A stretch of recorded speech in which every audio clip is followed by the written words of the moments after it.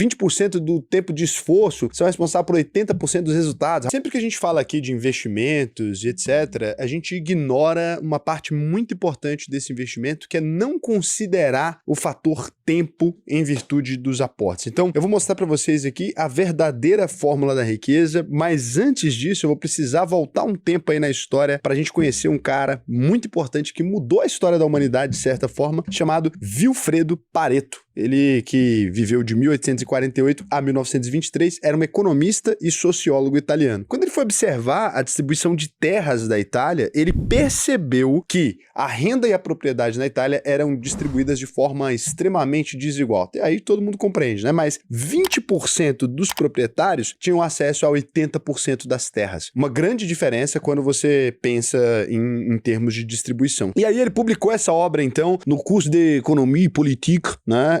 E o Pareto percebeu que essa desigualdade na distribuição não era exclusiva da Itália, mas podia ser observada em outros países e em outros contextos sociais. É aqui que a coisa começa a ser generalizada. Várias outras pessoas pegam então essa ideia do Pareto e começam a atribuir a outras coisas, e elas percebem que quase tudo no mundo estava distribuído no famoso 80-20, a ideia central de que quase todos os sistemas, minoria de causas ou esforços, 20%, geravam 80% dos retornos ali. E aí no campo da administração, até hoje essa ideia foi criada para ajudar gestores a identificarem os problemas. Então você pega 80% do faturamento da empresa, normalmente vai estar atrelado a 20% ali dos produtos ou serviços disponibilizados para aquela companhia. E quando você vai ver a qualidade também, né, 20% dos clientes estão gerando 80% das reclamações, e assim sucessivamente esse sistema sendo aplicado em quase tudo. E então se cria o princípio de Pareto, que tenta identificar falhas. 20% das peças de um carro são responsáveis por 80% das falhas, e assim a gente foi aplicando. 20% do tempo de esforço são responsáveis por 80% dos resultados. Raul, como assim, né? Então se você se focar em 20% daquilo que um atleta profissional faz, 20% do tempo de treino, 20% da dieta, você alcança 80% dos resultados daquele atleta. Raul, não é possível? É possível. É que a diferença entre um corredor, por exemplo, maratonista que chega em primeiro lugar e um corredor de rua não é gigantesca. A gente pensa que é de 100%, mas ele não corre 2 vezes mais rápido que um ser humano normal e nem por 2 vezes mais tempo, né, do que um atleta de rua, por exemplo. Ele corre um pouquinho mais, né? Um nadador profissional, a diferença muitas vezes